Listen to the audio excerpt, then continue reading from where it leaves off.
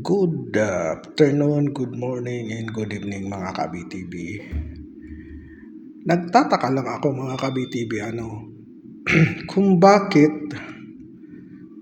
agad-agaran nag-implement ang gobyerno ni Marcos na krisis na sa gasolina at sa krudo.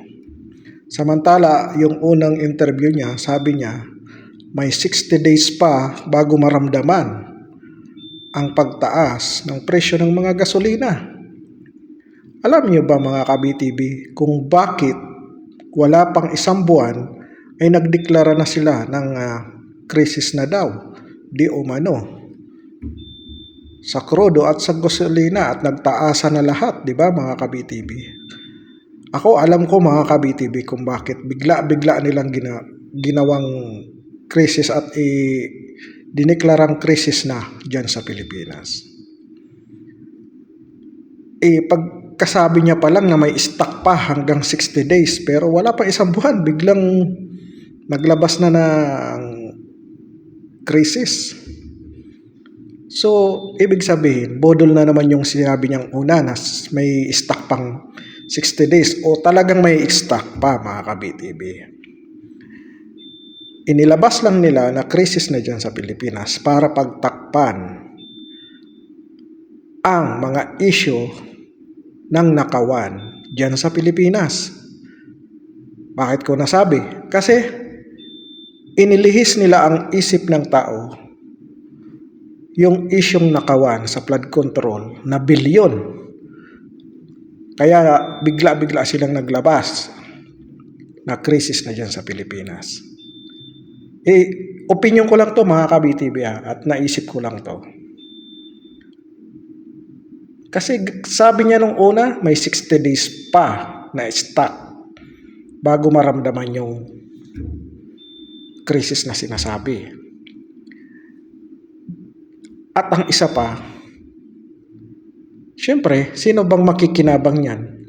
Na naglabas agad sila at tinaasan lahat agad ang mga presyo dyan sa Pilipinas ng krudo at gasolina.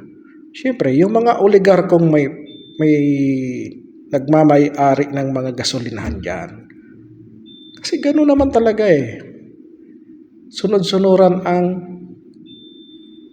administrasyon na to sa mga oligarko ngayong BBM administration. Double purpose, di ba?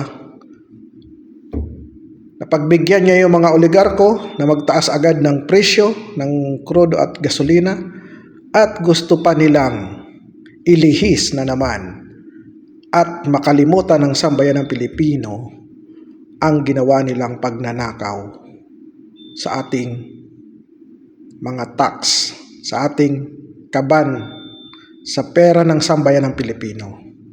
Yun lang talaga ang purpose nila. Kaya bigla-biglaan silang nagdeklara na krisis na dyan sa atin. So, ewan ko sa inyo mga ka-BTV, i-analyze nyo na lang kung may posibilidad ba na tama yung opinion ko at naiisip ko. Or may sarili din kayong opinion at naiisip. Comment down below na lang mga ka-BTV. Always remember, God is good all the time. God bless us all. Ingat tayo lagi at maging mapanuri sa lahat ng sasabihin ng mga nanunungkulan sa ating gobyerno. Bye-bye!